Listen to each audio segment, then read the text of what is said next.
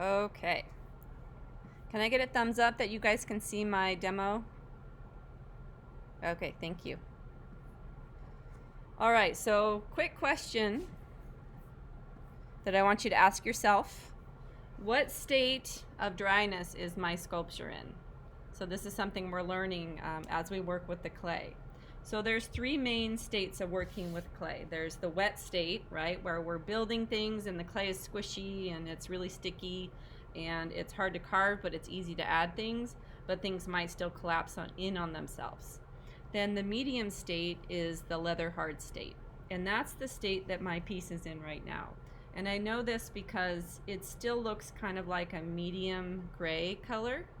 And it's holding its shape, right? I can move it around and things aren't flopping over on themselves. And I can start to carve into it. And as I carve into it, I'm seeing that it's flaking off as I'm carving into it. So you see these little like ribbons that are coming off. That is an indication that your piece is in a leather hard state. The last state that your piece could be in is called bone dry. So this is bone dry clay. So if you can, I don't know if you can see the difference in the color here, but this is like a medium gray. Bone dry clay gets really almost white looking. And of course it's very brittle. Okay, so if I dropped it on the table, it's gonna break. If anything breaks off your piece at this state, you can't really repair it because it's totally dry. You also cannot add wet clay to dry clay because the dry clay has shrunk already and the wet clay has not. So if you put a piece of wet clay on a piece of dry clay, this wet clay has to shrink still and it's going to move, and the dry clay is not going to move, and you're going to get a big crack between those two pieces of clay. So those are the three states. You also don't really want to carve on dry clay for several reasons. It's hard to carve on it. See how that's just kind of dry and powdery? And also you could very easily break your piece if you're carving on it and it's in its dry state. It could just snap apart like that. So how do I get my piece into the leather hard state? Well, I like to do something called babysitting. So you could just leave it uncovered and come back in a half a day and just hope that it's in the right state. The only problem with that is that there's so many factors in the way that your piece dries. What is the atmosphere in your house? Is your heater blasting? Is your AC blasting? How close is your piece to your AC or your heater? How wrapped up is it? How much air is getting underneath it? Is it sitting on a board? Is it completely covered up? You know, all these things are factors in how fast it dries and how even it dries. So in order to really babysit it, you have to just uncover it and watch it through the day. So that's usually what I do, and I don't put it next to anything, any fan or any heater that's blowing on it, because if you do that, what's going to happen is all of these limbs that are thinner in clay thickness are going to dry faster than the thickness of your hand. And then that's where we get issues with cracking, because, you know, same concept, right? A wetter piece of clay has to shrink more than a drier piece, and if they're not shrinking together, they're gonna crack. So my piece, I babysat it a little bit last week, and it's in a perfect state for carving now. So what are the tools that I need for carving? Well, I gave you a loop tool. It's a pretty big loop tool though, so you can use this, but you can also use other things that you've collected from home. I also have these wooden tools that are good for smoothing and carving. I also spend some time, like, I carve a little bit and then I go back in with my my paintbrush and a thing of water, and I smooth that way. Sometimes I'll go back and forth. And I also can use a cut up sponge for smoothing. You can cut that sponge up to whatever size you need it to be to kind of get into the cracks. So what do I expect of your piece? I expect that you carve on every single surface of your piece. Every single surface should have some type of intentional texture in it.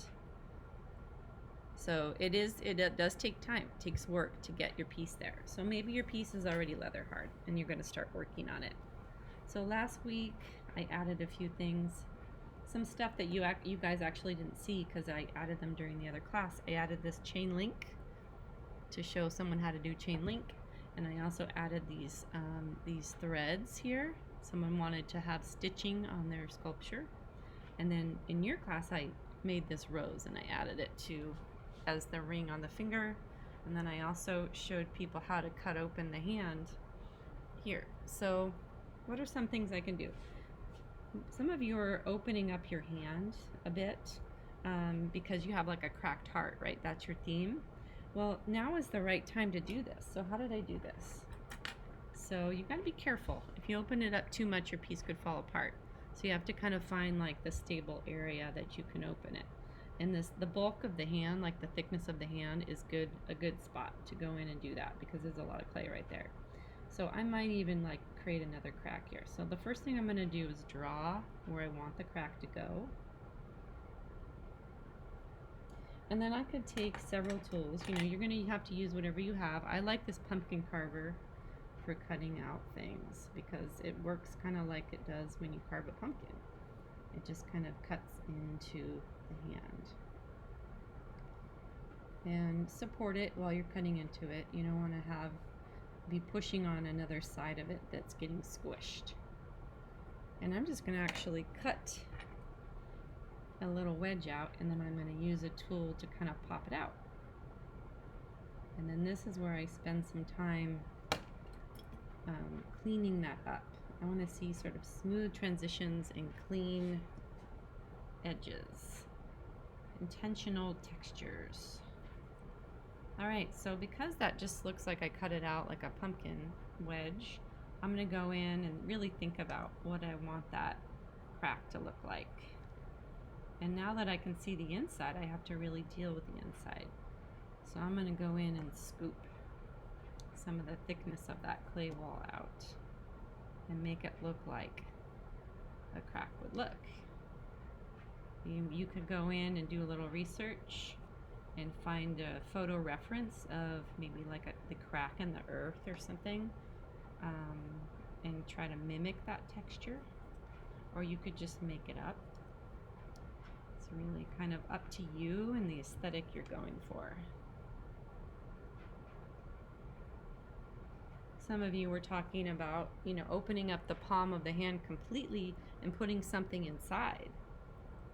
If you wanted to do that, you could sculpt that other thing first and then, you know, cut open a big hole in the palm, and then attach that thing inside the hand.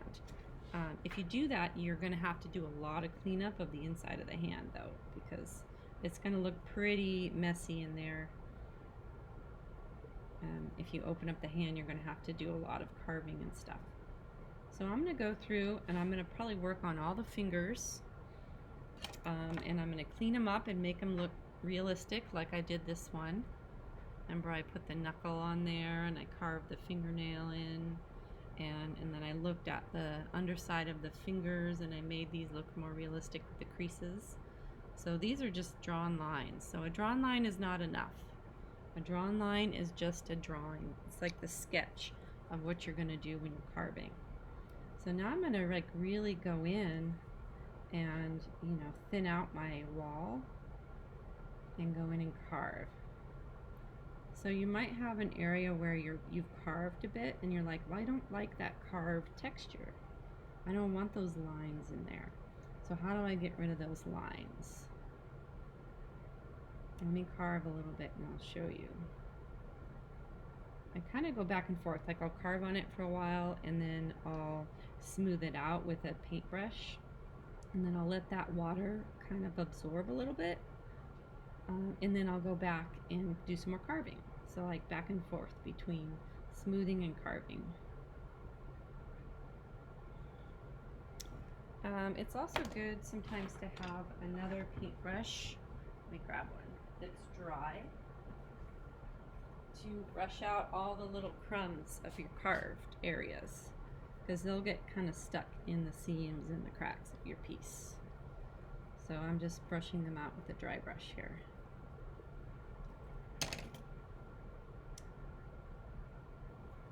And this is an opportunity to really kind of capitalize on some textures. And the textures could really go with your theme.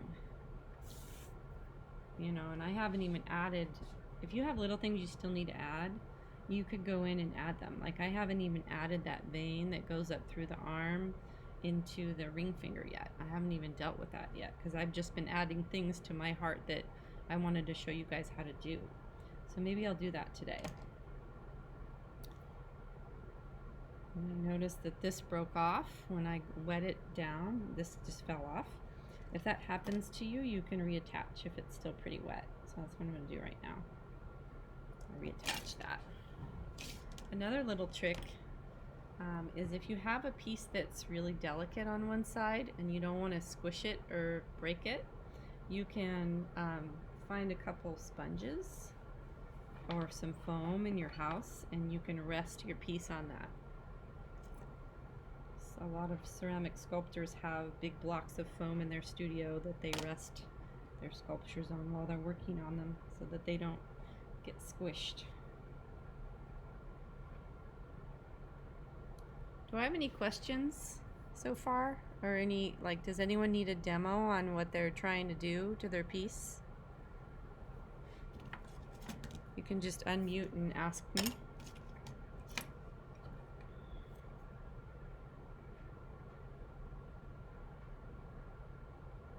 So what I want you guys to do now, I'm going to continue to work on my demo. I want you to be working on your sculpture while I'm working on my demo, so you're not wasting any studio time. But you know, like I said, clay takes time, so it's going to take me time to carve on this whole thing and kind of show you how to get it to a state that you want it to be in. And as I'm working on it, I expect you guys to be working on your clay sculptures too. So feel free to go do that, and I'm going to keep you on screen, like I can still see you guys, but I'm going to continue to work on my piece, and then I'll post this demo. So first thing I think I'm going to do is go in and finish the fingers, because I know what I want to do for those, and it's easy for me to do it. So I'm going to go in and make all these finger creases more realistic. Remember, you made these pretty thick, so you can go in and carve pretty deep. If you accidentally go through your piece with carving, don't freak out. You can fix it. Just score it and put some wet clay in there. I know I said you can't do that, right? Put dry clay with wet clay, but this is still pretty leather hard, so it's not technically dry yet.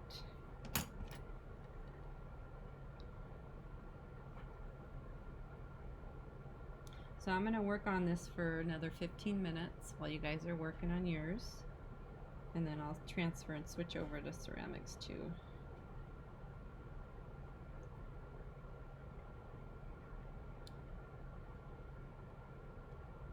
I just love the state of carving that it's in right now because everything just flakes off. Now if you don't get too aggressive with your pushing on the fingers and stuff, because your whole finger could break off if you're not careful. I like to put counter pressure. If I'm carving in a delicate spot, I'll put counter pressure on the other side to support my carving.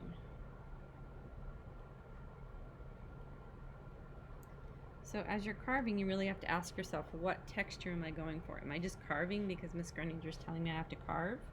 Or like what am I putting in this piece? What is the intentional texture I'm going for?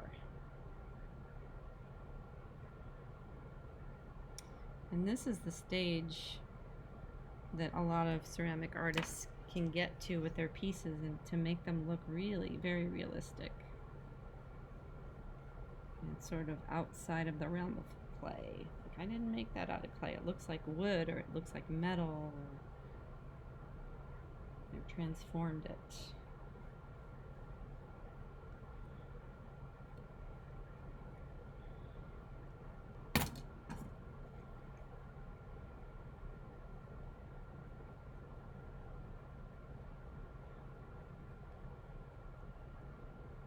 This is also an opportunity to clean up transitional stuff. Like if I added a big chunk of clay to my piece and I just use my finger to smooth it and it looks messy still, I can go in and really clean this up now.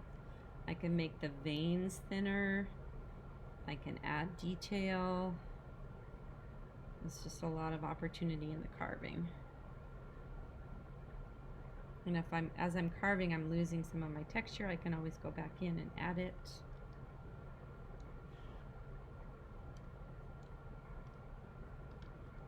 Remember to continue to look at your references, look at your heart, your anatomical heart.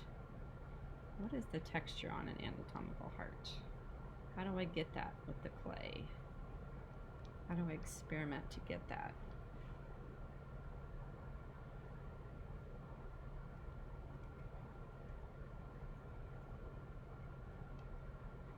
You can see how much shaving I'm creating here just by doing this, only for a minute or two.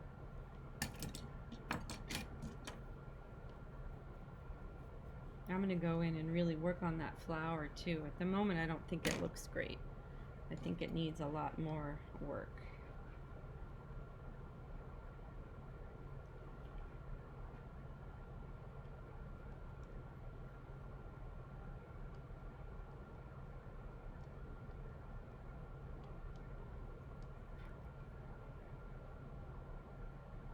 But as I'm carving on the flower, I have to be careful because it's very delicate.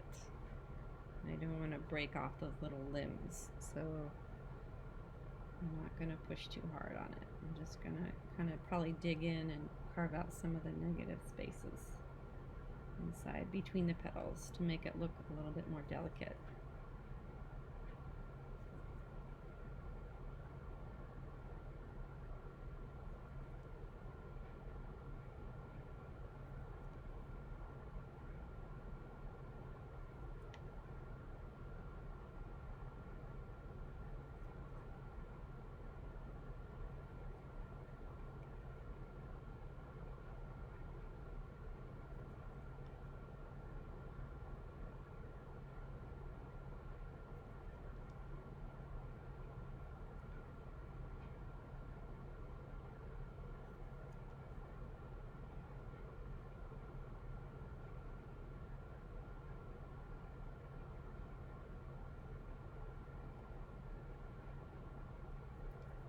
I can also go in on the flower and use my wet paintbrush to smooth out those edges, those delicate edges.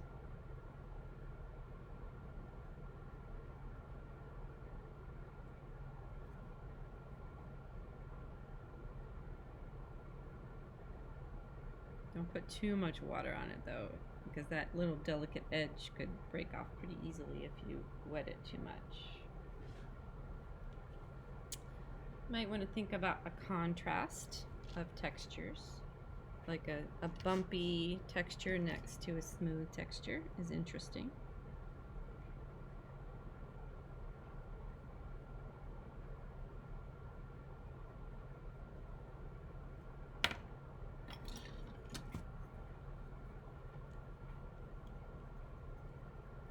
You know, if you put a chain link on your piece, you know, what does that chain link look like?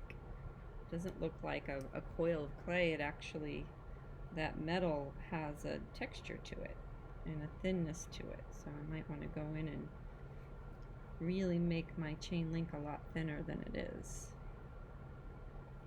make it look more like it's made out of metal.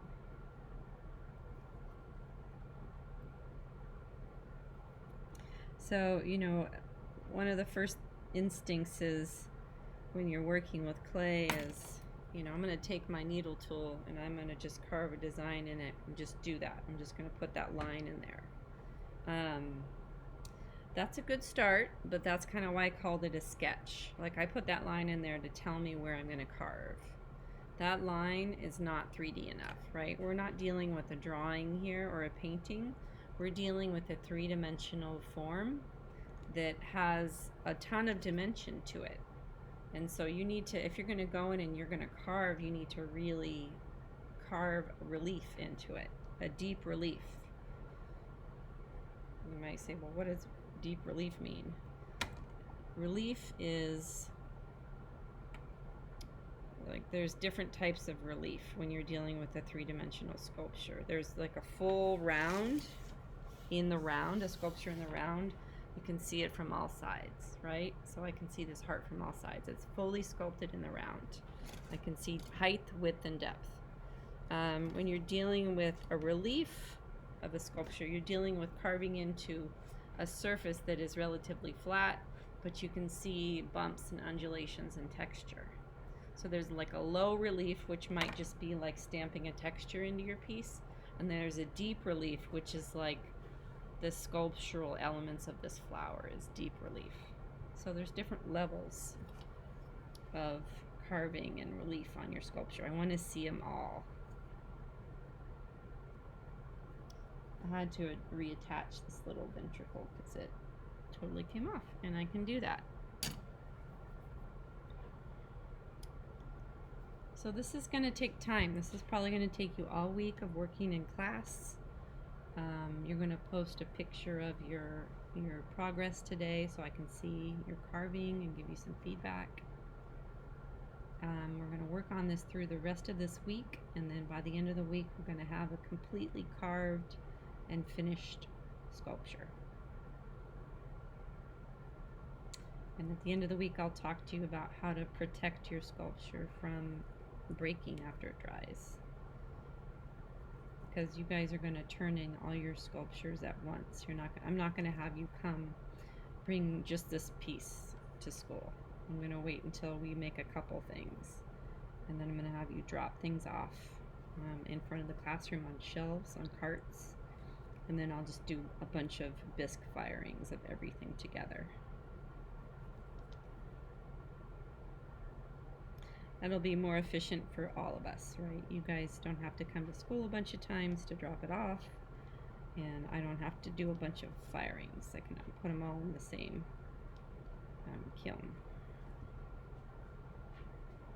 So your texture also doesn't have to be realistic texture of a hand or a heart. You know, maybe your texture goes with your theme. Like, what if your theme is, oh, my heart has turned to stone? You know, that sounds a little cheesy, but what if that's your theme? Well, maybe I want to find a picture of a stone, or find a stone in my yard and mimic the texture of the stone on the surface of my heart with the carving that I do.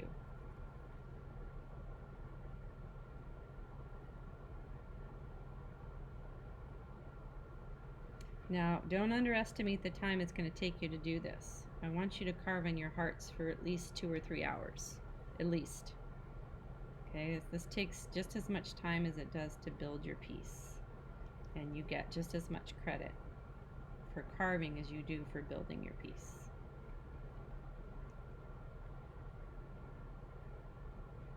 Alright, I'm going to just work on this for about 4 more minutes, and then I need to transition to Ceramics 1, Ceramics 2. They're making these amazing vessels that were created out of leather hard slabs and with lids on them. So, and at the end of all this, we're going to share everything that we've done so everyone can see each other's work. So I need to really, before I go today, I want to address the fact that I need a vein running up to that finger, because that's part of my theme and I don't want to forget it. I don't want to lose sight of my theme. So how do I add a piece of wet clay to something that's leather hard?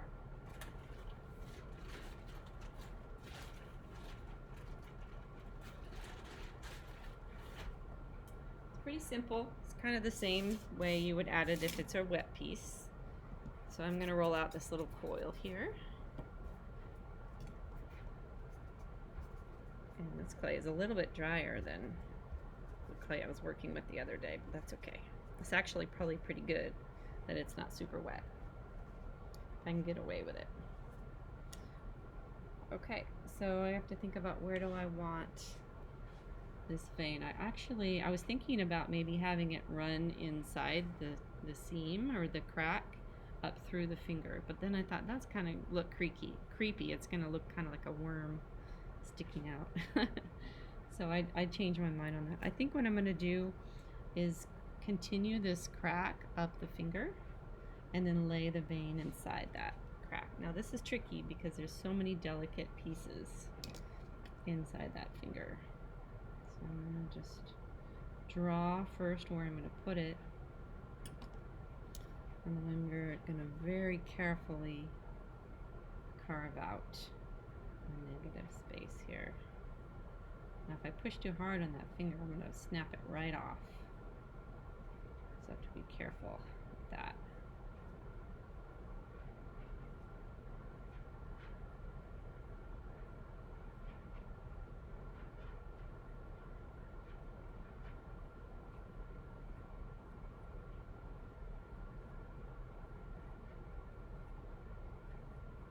Oh, I just thought of another theme I could have done, or another way I could have represented my theme. I could have made the vein coming up the arm into the heart. I could have turned that into the wedding band. Oh, next time. So this is a pretty thin little crevasse. Let's see if I can make it thicker. I'm being very careful because I really don't want to break that finger off. Okay, so this is tricky. I'm going to score this inside here. And I think I need to make my vein a lot skinnier. Ceramics 2, if you're joining us, I'm going to get started on your demo in about 1 minute. I'm going to make this vein much thinner. As thin as I can make it without it breaking on me here. I don't have to make it that long. And of course I'm going to score it.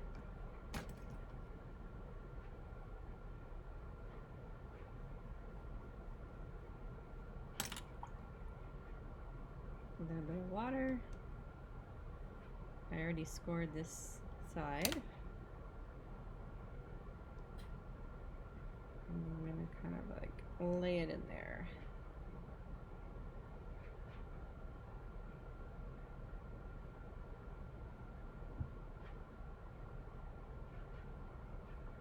I think I'll find a way to make it look like it's under the band, but for now I'm just going to attach it.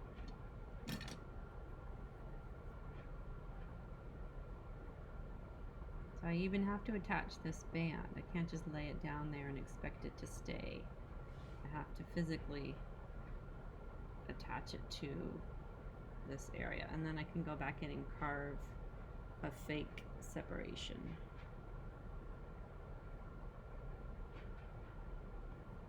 And then I don't know, should I make it go inside here?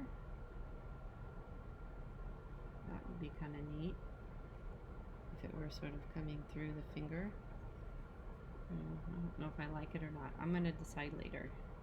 Alright, then I want this to look like it's under the band. So I'm going to smooth this into the band and then create a fake edge right here.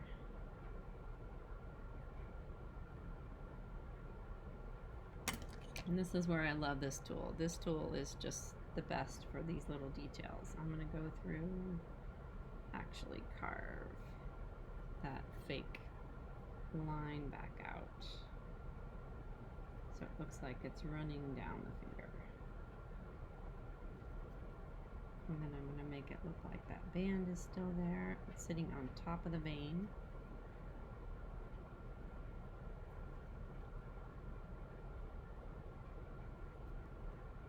And running kind of inside the hand.